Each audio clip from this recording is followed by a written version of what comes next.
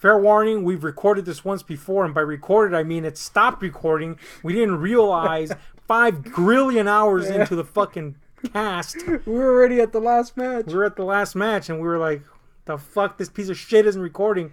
Anyway, we just watched Hell in a Cell, which I gotta say, if this were the 90s, we wouldn't have known to record because somehow we didn't even remember that this thing was happening. Yeah, it's true. But it was happening, and there are actually a lot of matches in it that bear interest because of the way mainly SmackDown has been building up their storylines. Yeah. Not so much Raw, on account of Raw stinks for like the last handful of months. Raw's been terrible. Dreadful to watch. Atrocious. But anyway, whatever. The matches that were in this were, for the most part, relevant. And case in point, the pre-show match was Rusev Day versus New Day, which we thought was going to be in the main event. Yeah. And we thought that mainly because we expected this to be Rusev Day's final grab. Yes, their fucking day. But as it turns out, it was not, because New Day won. Did you expect them to win? No. Yeah, me neither. I don't think... I didn't want them to win. I didn't want them to lose. No. I was fine if they won, but I really did think it was Rusev's day. I will say that what actually happened, I also kind of thought was a possibility, though, because of how much they had been teasing that thing. Yeah. So, yeah. But anyway, that thing he's talking about is Aiden English's... messing up again. Yeah, messing up. Him trying to be helpful, resulting in a foible and a Rusev loss. So what ended up happening was Kofi delivered Trouble in Paradise to Aiden English, and that was that. But the reason all that happened was because Aiden, at one point when Rusev was building up steam to, it looked like, win the match, Aiden accidentally... it looked like an accident. It looked like maybe... they could play it off also as he intended to. Whatever the case, he tagged in, and Rusev was like, "What the fuck are you doing, man?" Yeah. And this led to a series of events that eventually led to their loss. Yeah. So it appears that eventually there is going to be a rift between them after all, despite clearly the universe wanting them to remain together and win before the rift happens. At least let them have a time together. Because once Aiden is separated from Rusev, that's it. He's dead in the water. He's a balding, pale white weirdo that sings. I mean, no one liked before he was freaking with Rusev. That being said, he actually showed some talent in this match. He did pretty good in this. Oh, yeah, he's a great wrestler. It's just he's dead without... Look at him. You know what I'm saying? Yeah. So at least let them have their day first. So I hope they remain together at least long enough for them to win something on their own. I mean, as a team, and then the rift really hits. But as it is, that's what happened. That being said, I thought the match was actually pretty good. It was fast paced. You expect quality from the New Day, you expect quality from Rusev, and they delivered in this, I think, in spades. The Aiden English. Kind of tagging in and then taking over the match, even delivered an accolade at one point.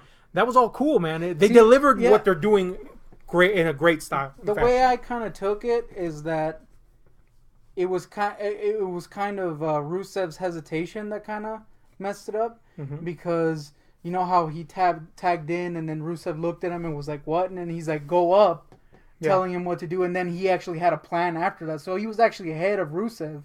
Yeah, they're definitely which is kind of interesting. They're playing the sympathy note with Aiden, but which begs the question: does that mean they're going to make him the babyface? Because they really seem to insist on Rusev being a bad guy. Yeah. Probably because he's foreign, because Vince.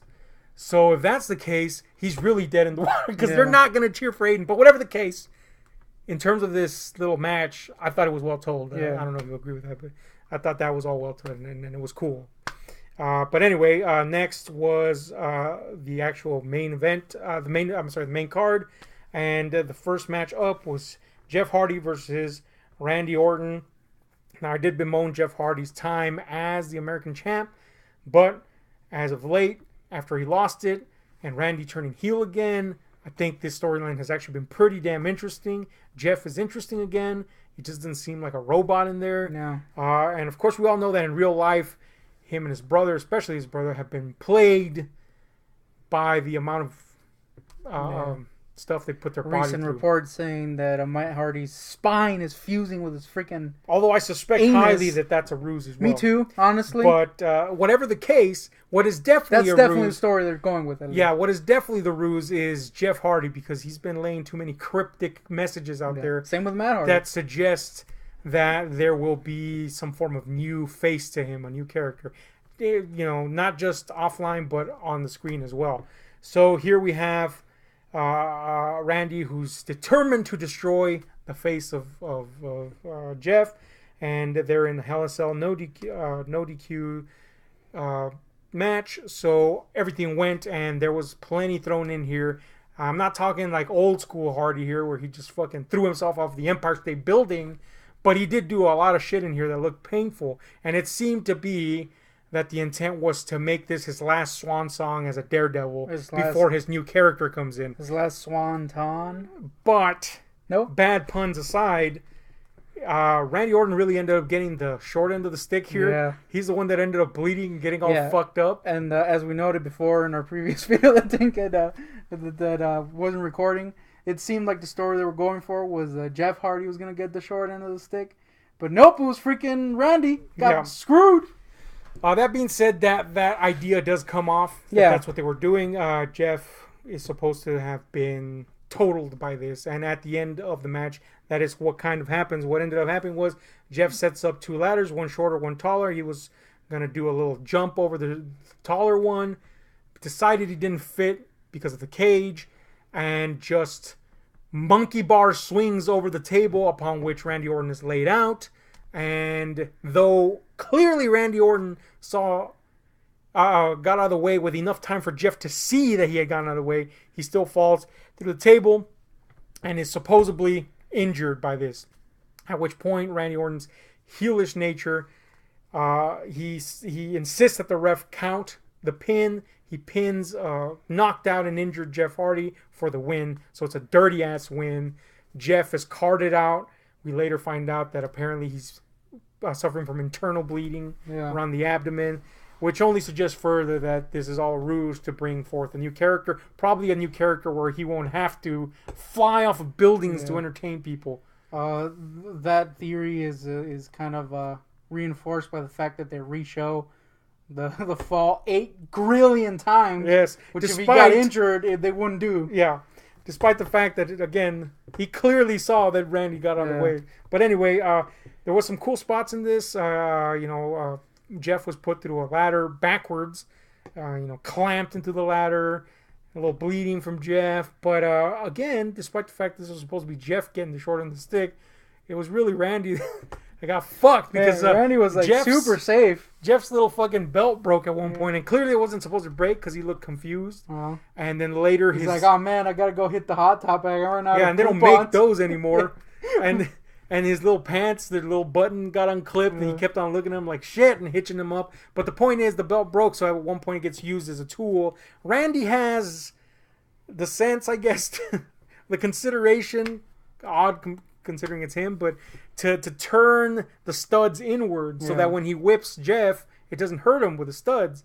Jeff just grabbed that fucking belt and hit Randy with it. So as a result, he got all these holes on his back that kept on bleeding, and you were disgusted to find out. It was really whenever gross. He cleaned off on the mat, they just bled out like spaghetti. What's that? This freaking match probably triggered some of those losers who claim to have tryptophobia. Yeah. And clearly don't. Yep. It is gross though. It is really gross. But yeah. Anyway, and there was a table spot, of course, at the end, and there was a chair spot with Matt doing super painful. Jeff. I'm sorry. Yes, Jeff doing a super painful swanton onto the chair that's on Randy. And a piece of it breaks off. Scrapes off Randy's entire leg. Kidding. There was a chat of skin hanging off. Randy kept looking at it like, what the fuck is going on, man? The little skin tag. At this point, our feed kind of went into shit. And I was kind of glad because I didn't want to see the skin tag. It looked disgusting. It did look kind of gross. But anyway, the match was pretty exciting. I don't have any negatives to say about it. Skin tags is a positive in my book. So Yeah, exciting from A to Z. If this is Jeff's final swan song as a Daredevil, it was good. and I look forward to a new character. If they choose to string this out a lot longer, he may not be able to move. So just give him the new character already. Anyway, the next match was Charlotte versus Becky. Again, this was a good story that's been built on SmackDown, just like the previous one. And this was for the women's belt. I got to say, this was a pretty good match, man. It's probably one of my favorites of the night. I know that's the case for you too, because we shot a fucking video already where you said that. But I will say that Charlotte was uncharacteristically sloppy in it, which has been a thing as of late. I don't know if she's been thrown off by her new boobs. But, it's kind of weird to see her kind of fuck up. As a result, the end of this match was kind of pseudo-confusing visually. I know what the intent was. She goes in for a natural selection. Becky reverses it and takes the win. But it was just Charlotte's end of that was kind of sloppy. But yeah, anyway, despite that, the match was pretty cool. And again, the story fed into a lot of that. I really enjoyed this match. What did you think? I thought it was pretty damn great. It was weird to see Charlotte be sloppy again for like the third week in a row at this point. It's interesting what they're doing with Becky. I don't know if she's still full heel or if she's just going to be like badass and ain't going to take no shit from Charlotte. Either way, I'm good with it. Yeah. She deserved it at this point, the win. And I was kind of freaking on Becky's side because, Charlotte did just kind of barge in and freaking get her shit. Yeah, I think they've really built up the story well, maybe too well, because the audience really is not going for Charlotte at all. So maybe they were kind of like, oh, fuck, we may have waited too long for Becky's chance. Yeah. But the story feeds into it quite well. The whole in her shadow thing is really playing off pretty good. And, it's questionable whether she will be straight up heel or just kind of like this anti-hero gray area character because of what happened at the end, which is Charlotte offers a conciliatory handshake because this was a clean win. Becky did win clean. There was no interference. There was no shenanigans. It was a straight up she won scenario, fair and square. So, Charlotte offers a conciliatory handshake, but Becky denies it, hoists her belt up, and walks away. So, where is she? I don't know, but it's interesting. That's for damn sure. Next was Raw Tag Team match. This was Dolph Ziggler and Drew McIntyre versus Seth Rollins and Dean Ambrose. Now, I had been kind of on the Seth Rollins train as of late. I've never been huge on him. Never hated. Just never been huge. But as of late, he's been great. Then he put on that Infinity Boot and you're like, I'm out. Well, the Infinity Boot did suck. What really fucking ruined it for me was the Shield thing. Right before the Infinity Boot. Yeah, this Shield thing. I'm sorry, but Braun is right. I don't care how much you try to paint him as a bad guy. Roman was a fucking wimp, and he needed his buddies to fucking win. So fuck that shit. I don't give a shit. Because of that, the stock of Dean, and more so Seth, has completely devalued in my eyes. Now I don't even care about him because of fucking lame Roman. Even the thing where they tried to make them look like the underdogs when the entire heel roster came out and beat them up. No, dude, the Underhounds of Justice came out and beat them up. It still is because these guys are just gonna get buried. And you even understand them, sadly. Yeah. It's freaking lame. It's pathetic. Yeah. The levels that they go for Roman, it's pathetic, and it's ruining other wrestlers. So that sucks. So as a result, neither of us really was interested in this match. Not because of the people involved, because of the Shield shit. Yeah. Sucks my donkey balls off, man. I don't have a donkey dick because it's small, but balls I definitely do.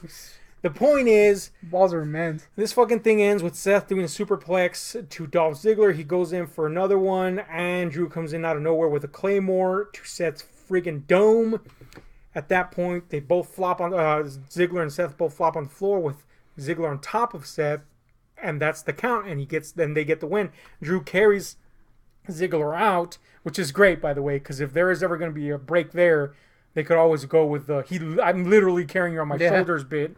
So that's awesome. Well, what do you mean if? It's clearly going to split up. Yeah, it's clearly going to go to the split up. Freaking guys don't even fit together. But the point is, despite my disinterest in this match, the match itself was really good, and it was really fast-paced. And the action, especially towards the end, when there was a bunch of close calls, and the advantage switched from one team to the other, that was all excellent. So this was a surprisingly good match, despite my total lack of interest in the Shield shenanigans. Yeah, it was actually a good like I was actively trying not to watch it because I don't care for the storyline, and character wise I don't like Drew either. Like I said, at this point the guy I like the most is Dolph Ziggler. But when I did watch it and towards the end, which I actually got my attention, it was pretty damn good. Yeah. Now I will say that one thing that didn't fail to get your attention, and mine for that matter, was Seth Rollins' butt sweat. Shit. Look, bro, you need to change the color of your fucking pants from gray to black because the amount of butt sweat on display was atrocious. You could freaking fill an ocean with that shit. I realize some of it comes from your back, but I mean there was taint sweat this time. Yeah. There's no denying that the butt contributes to that moisture spot. Smack dab in the middle of your ass. Seth Rollins freaking suffers from ocean ass. Yeah, it's not good. And we see it come back later, but anyway, we'll talk about that. It's interesting too because he used to never have sweaty ass. Oh, now he's sweating, baby. So I assumed he like had underwear back in the day, but recently he switched over to the AJ Styles thong thing, so it just like seeps out into his. And that butt string doesn't hold the sweat, dude. That butt string is like soaked at the end of the night. Speaking of AJ, the next match was AJ versus Joe Samoa. That is not our neighbor, which wears chanclas. The next was AJ versus Samoa Joe, and this was for the WWE. This was for the WWE Championship, and it was a thing that happened. I thought it was a pretty good match. I thought it built up steam rather than start off, with the engines at full blast. But more so, I think this was good in the terms of the story it's telling, because it's been built up pretty well. And Joe was kind of gotten this creepy stalkerish feel to him. Yeah, it's interesting. I think anyone else trying to do this in the roster, it would have sucked. Yeah. Especially with the Night AJ thing. Like, that could have gone wrong so bad. But freaking Samoa Joe's promo skills are pretty up there. He's excellent. And but anyway, we get their styles mesh in some sort of middle ground that complements them both. It's not the super fast-paced style of a normal AJ match, and it's not the brutal style of a Joe match. It's somewhere in the middle, and it ultimately comes out to something very palatable. But again, the story, it really trumps all here. The results of this were that AJ retains. Now, we expressed this in our previous attempt at shooting this video. We both thought that this was Samoa Joe's time, and I think a lot of people thought so too. But I'm totally okay with this continuing. Now, before we get there, this did end with Joe basically submitting AJ to a coquina clutch because AJ did, in fact, tap out. It was just not visible to us at the hard cam angle, and it wasn't visible to the ref. So while he tapped out, nobody saw. Ref, he was still in the clutch. He reverses it, and in result, pins Joe, which of course is visible. Ref counts it. Joe's pissed. Well, Joe thinks he won. Yeah, Joe thinks he won, but once it becomes clear that he didn't, he's pissed, which he comes to later in the show and complains to Paige about, and she agrees that this should continue, and that's actually good. This should continue. He's taken AJ to a place that suggests that AJ is not honorable anymore. Yeah, which is something they hinted at with the Shinsuke thing, where he was starting to do some heelish things, but I think that's the story they're going with, trying to push AJ to somewhere. Yeah. But I think maybe they just didn't see it happening with Shinsuke, so they didn't pull the trigger with it. Yeah, which seems to be the case because Shinsuke's really been nowhere as of late. Yeah, pretty much so. So it makes sense to have waited and do it with. Yeah, and Joe's really selling it the other end of the story, so it could work out really well, and it would be interesting to see AJ get pushed to somewhere else. It turns out that a actual story reason for him to go insane makes more sense than just getting hit in the nuts over and over. Yes, although that was pretty funny. It was pretty great, I'm not even going to lie. Next, we got something that's not pretty great, and that's Brie and Daniel Bryan versus Miz and Maurice, a.k.a. Well, it's a mixed match, obviously, but, this match just been called the match where Maurice attempts time and time again to hide her stinking boob, which wasn't popping out, but clearly she was afraid of. Yeah. That'd be the whole title. It'd be a really long title. Even the yeahs for me. Yeah. This ended with Maurice reversing a roll-up with a roll-up, so that tells you about all you need to know about this match. Yeah. I don't understand what contribution this had for Daniel Bryan. You know what I'm saying? Yeah. Especially the way they built it up. They really suggested that the girls were going to go at it. And that's kind of what I wanted to see in this, because really this mixed match thing doesn't do anything for Miz or Daniel Bryan other than to see the girls fight and piss them off more. But they didn't fight. Yeah. Whenever they teased it at the beginning, but then Miz would do his heelish thing and protect his wife. But then when they actually get in, they don't do jack shit. You know, they don't do anything to each other. Maurice, I can't even say ring rust because she didn't do anything. She did nothing except check her boobs constantly. Yeah. The point is, it's a flat line for me. I thought it was a freaking stinker too. It wouldn't even matter who won. No, It was just like, you got to deliver what you're promising. It was pointless. I mean, it became very obvious at the end that it was just a way to extend this feud. Mm-hmm. Because it was a way for Daniel Bryan to lose without actually losing to The Miz. Mm-hmm. But it doesn't do anything for the story. It just makes it even less interesting now. It's like, I don't give a crap anymore. I mean, I kind of disagree in the sense that it would have done something if something had happened. Had they delivered with the women facing each other. It was such a pointless thing to do, an addition to the match, that it was a stinker. Like, I expressed my concerns with his last time we watched SmackDown, but you said, oh, well, I just think it's a way to extend the thing, which is like, all right, cool. But then it did it so lamely that you're just like, well, that was a dud. And I don't even know if it's Maurice wasn't ready to be in the ring, again, because she didn't do shit. Whatever the case, even if she's not ready to be in the ring, deliver something, damn it. Yeah. That was the whole point. Just to underline how that was kind of the point, it started with them teasing that and then taking it away.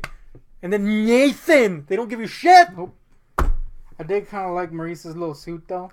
Yeah, kind of a little Spider-Gwen vibe. Yeah. Kind of dig it. Yeah. I even liked Miz's little suit. Yeah. Color change, because the red one looked like a complete shitbag. It was bad, dude. Anyway, next was Ronda, my wife Rousey, versus Alexa, your wife that hates you, Bliss. Yeah. I get fat shamed daily. Yeah. It's not good. She's not nice. Nope. This was for the Raw Women's Championship. Ronda, of course, had the belt and she retained, and I think we both expected that to happen, you know, because you just won the damn thing. Yeah. The question is, how is it going to happen? Because Ronda has proven that when it comes to these big events, she can deliver, you know, in a variety of ways. The first time was pretty big surprise to everyone. The second time was a squash match, but it looked great, and it really helped sell Alexa as this cowardly heel. But here the question was, we can't repeat that formula again. Yeah. So what will happen? And the answer was Alexa stepped up to the plate and actually came up as a threat because she had been setting the groundwork for it, mainly by attacking Ronda's weakness, which, as we were led to find out, 20 billion times by the commentators, it was her ribs. Her, quote, ribs gave out. Yeah, in case you didn't know. A thing that happened. But I got to say, all that was played incredibly well. Alexa did actually seem like a threat. And Ronda really knows not only how to wrestle, especially being such a greenhorn, she really sells her end of the bargain, but she also knows how to sell the injury. So it looked fantastic. And Alexa didn't depend on her cronies either. They were there, they helped, but it wasn't shenanigan-style shenanigan-style interference from them to help a win from her. No, they were just there, and they were part of the backdrop. It was Alexa and Ronda, the match. And Ronda did retain with her armbar, but it wasn't, again, this was more about the whole match than the conclusion. And I thought it was a great match. What did you think? Anything you want to add to? I thought it was pretty good. I thought it was the most match-like of her matches so far, because up to this point she had just either had quick squashes, iffy finishes, or just going up against losers like freaking Alicia Fox. So to actually have her wrestle and actually go the distance and look good was pretty impressive. I do question if she's gonna be safe in the ring, because some of that shit looks pretty painful, and I'm just hoping that there's just good selling going on, specifically when she freaking does the arm thing, like the judo thing. I'm like, oh man, someone's arm's gonna break off. But I would pay to see that, so I'm totally happy with it. Yeah, I totally want her arm ripped out. Especially if it's freaking Alicia Fox's Nazi suit being ripped off. Yeah, I don't know what this fucking suit she's wearing, this little weird militaristic dictator look she's going for, But it's very distracting. Yeah. Renee did point it out. Renee Young did point it out, which I got to say, by the way, that deserves its own kudos. Renee is now in the commentary team, replacing an awful Coach. Yeah. I got to say, I didn't hate Coach upon his return, and I hated Coach when he was in his first run in WWE. I hated him, man. He was one of my least favorite characters ever. Yeah. But when he returned, I was like, good, this guy's tampering down Graves, Graves was getting an ego problem. Yeah, he was. And he tampered him. But then Coach just became an annoying piece of shit. And he freaking sounded like a Muppet. He sounded like a dork, really. Yeah, whenever there were like periods of silence, and when, the moment he started talking, I'd forget that he was a human. It's like freaking just think Kermit. It was damn Kermit. And he's like, hey. The point is, Coach is not there anymore. That deserves its own celebration. He looked really sad on the pre-show, though. I mean, come on, man. He fucked it up. Hour of the day suck. Next, and final match of the night, the main event was Roman. I'm sucking Vince off. Clearly, Reigns versus Braun. People still like me despite the fact that I hate them storyline style. It's Roman. That's their actual nickname, in case you didn't know. This is for the Universal Championship. It's what everybody's been waiting for. And I think everybody just wants Roman to lose it at some point. I know you did, and I know I did. Although, apparently somebody's buying fucking Roman shit, so I guess there's Roman fans out there. Respect if you are. I don't give a shit. I hate the guy. He ruined Seth Rollins for me. Yeah. But anyway, the point is, this thing fucking happened. And I wasn't too excited. I wanted Braun to win, obviously. And I think you too. This was kind of like a double, like, lose-lose for me. Because if he did win, it would have just been Roman going for it again and winning eventually. And if he lost, it would have been more Roman. So this was a lose-lose for me. But yeah, of course, I want freaking Roman to lose. Yeah. At every single chance he can get. I don't even know what that means. Now, this started off, I gotta admit, I wasn't too into it at the beginning. Yeah, it's true. Especially... It's because the first part where it's just them in the freaking cell, it's just the same 3 moves we've seen from Roman over and over and over and over. Lots of repetition from Roman, of course. And really, for me, it's always a problem. The moment he touches Braun is no longer a monster. It's he's like a freaking ragdoll and he's shit. Fucking dying and shit. It's like ragdoll physics from like some late 90s game. He's like on the ground like this shit. We had into the ground. We had fucking Jeff Hardy and Randy Orton do more damage to each other at the beginning, and they were still walking around, moving. Fucking Roman slaps him a few times, and Braun's all supposed to be stumbling around. Yeah. What the fuck kind of monster is this, man? Anyway, it pisses me off because Braun was built up so well. But just because of Roman, they're going to throw him under the fucking train every time. But anyway, whatever.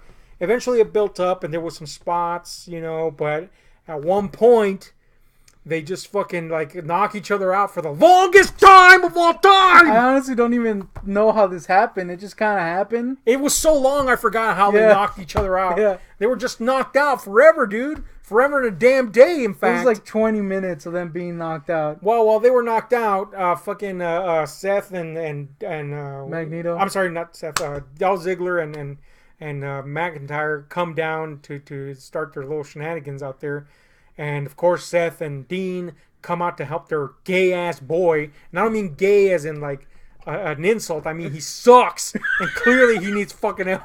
So I guess an insult. A little bit. I'm not saying that in terms of the homosexual folk out there that are cool. I'm saying Roman sucks, and if he were gay, he'd be an insult to the homosexual community. That's what I'm saying here. Magneto. Anyway, the fucking point is, it sucked. I mean, it didn't suck. Roman sucks, but these guys come out, and the focus of the match switches to these people fighting each other outside the ring, which really just meant that for some fucked reason, I don't even understand why. No, why the fuck did Dolph Ziggler just climb on the fucking cell? I don't know. And then, of course, everybody else lays chase, so 4 people are on top of the cell for no good reason whatsoever. No. They just get up there. And predictably, the crowd bites and is like, this is awesome. Yes. When I was just like, this makes 0 sense. Yes, there was no reason for them to be up there at all. Meanwhile, freaking Braun and God himself are still knocked out in the ring. Yeah, you can argue that Dolph was running away, but really, are you running away if you're just pinning yourself on top of a fucking building, basically? That you can't get down. You just pinned yourself up there. And fine, somebody lays chase to Dolph. One person lays chase to Dolph. That makes sense. But everybody went up there. Yeah. The fuck for? Anyway, whatever. They're all up there. People are eating it up like fools that they are. And it's not bad. It's just like, all right, whatever. Makes no sense. Makes no sense. And clearly somebody's going to fall through the table. The question was who. I only thought Mick Foley was going to take a bump somewhere along the way. I was kind of hoping for it too. Otherwise, what the fuck was the point? Yeah. Other than the anniversary of his massive bump. But whatever the fuck. He's old and decrepit, so he shouldn't. But the point is, Seth and Dolph end up taking the bump onto the tables. They fall from... I didn't even see how it happened. They just seemed to kind of fall. Yeah, they were hitting each other, and then, they kind of hit each other at the same time. Whatever. Guess. And they both fell through a table, and so they were out. And then fucking on top of the fucking cage, I don't know how, I got to rewatch it to see how McIntyre and Dean are out somehow. Because of freaking... Dean and Seth being in the side. That's the reason why they were out. So we got two people out in the ring, the ones that are actually the match is actually about. Two people out above the ring, and on the ring side, two people out. Yeah. This is all, though entertaining, incredibly stupid. Yes.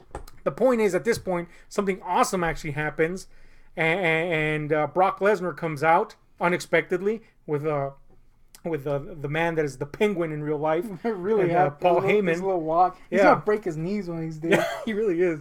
And Brock literally knocks down the door that Soap built because, fuck, the weakest door ever. Yeah. It knocks it down, looks cool, marches in there, does his thing, does his Brock thing, lays waste to everyone, even though they're already pretty much laid waste too. Yeah, they've already been passed out for the past 45 minutes. Yes.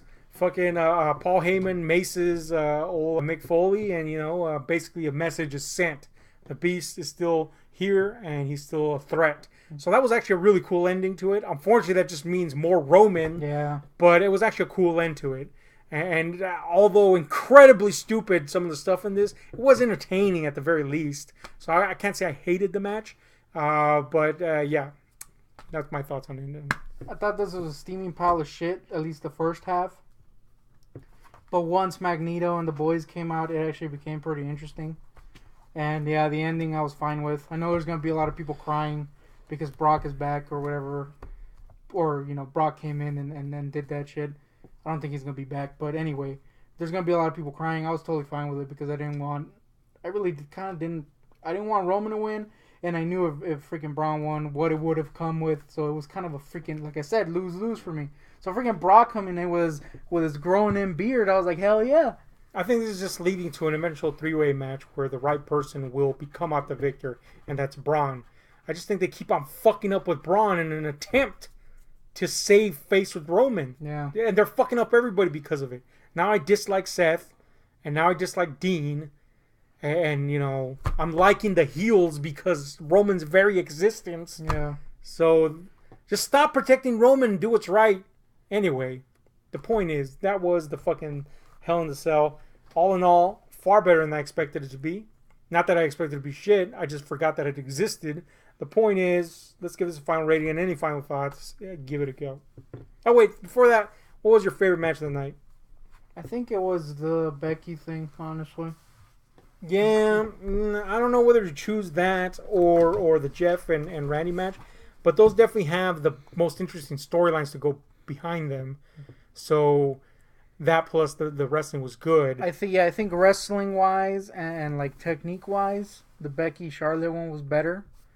But spectacle wise, RKO getting his asshole raped was pretty awesome too. Yeah, they were pretty awesome. But that's not to say that the other ones were awful, except for the ones that were, which was for me, and I think you too. The Brie, that was bad. Daniel Bryan, Miz, Maurice thing was that was terrible, impressively bad. And of course, most of the Roman match was atrocious. But yeah, all the other ones were pretty great, all on their own for their own reasons. Final rating? This was better than it was. It's clearly an in between show, but it was better than it should have been. They're all in between shows at this fucking point. Yeah, that's a good. That was one of our comments in our last video. There was one a month. They just got no choice but to be an someone in-between just shows. saying that this are all, even the big ones are just regular in between shows now. There's nothing big that happens in these things. So given that, it was pretty good. I'll give it a 7. I'll give it an 8.5. I actually really liked this. I liked the majority of the matches, even the ones that I wasn't particularly interested in. There was only one bad match and half of a shitty match, the Roman one. that had interesting stuff in it. So that's not bad considering their normal output. Anyway, that's our thoughts on this. Tell us what you thought about this. That was Hell in a Cell. I was really sad that Super Showdown, whatever's next. I was really sad that Sumi didn't come in. Fucking Sumi, dude. If Sumi ever comes back, if you don't remember who Sumi is, don't worry. Nobody gives a shit. He fucking sucked. I bet you Sumi has less ass sweat than Seth Rollins, though. Yeah, that's a fucking fact. Anyway, how much ass sweat on Seth Rollins do you like? Hit like, share, subscribe, those notification buttons. We are out.